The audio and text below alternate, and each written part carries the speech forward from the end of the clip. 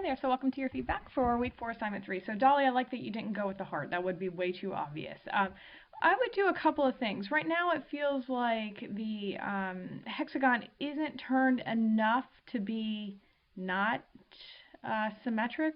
Right now it feels like it's almost supposed to be a symmetric composition, meaning that it should face completely north and south, running, along that north-south axis of a formal composition. Or what I would recommend is turning it a bit more and making it less formal, more informal, so that it becomes a little bit less a little more free-spirited, if you will.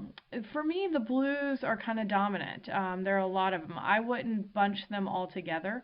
I would space them out so there's some reds in between. Remember that you can repeat colors within the composition. They don't have to be used only once. So you want to use reds in the largest sections of your hexagon and maybe not have the blues all next to one another. I would recommend continuing to push the composition as well. Using simple shapes is fine, but we want to think about how to continue to elevate the design and really play around with the composition. Maybe you could have lots of these hexagonal shapes overlapping one another and semi-transparent, so we're kind of seeing through them. If you play around with transparency or opacity, you actually get more colors out of your palette, or the appearance of more colors out of the palette, because you're layering objects on top of one another and you can kind of see through them, and that begins to blend some of those colors together visually.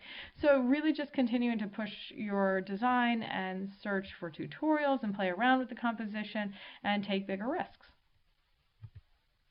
Let's see, Jessica, you want to make sure that you're including the descriptive term here in your composition.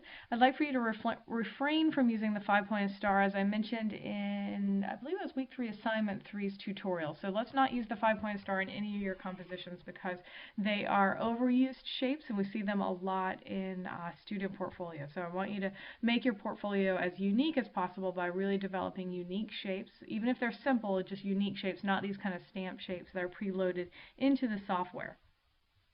Also, if I remember correctly, the term that you're going for is peace. And peace is a sense of calm. And calm is brought into a composition by using horizontal lines. And because we're using vertical lines, that actually works against a sense of calm. So I would like for you to focus on really long horizontal lines that focus on some of the bluer colors of the design, or excuse me, the bluer colors of your palette.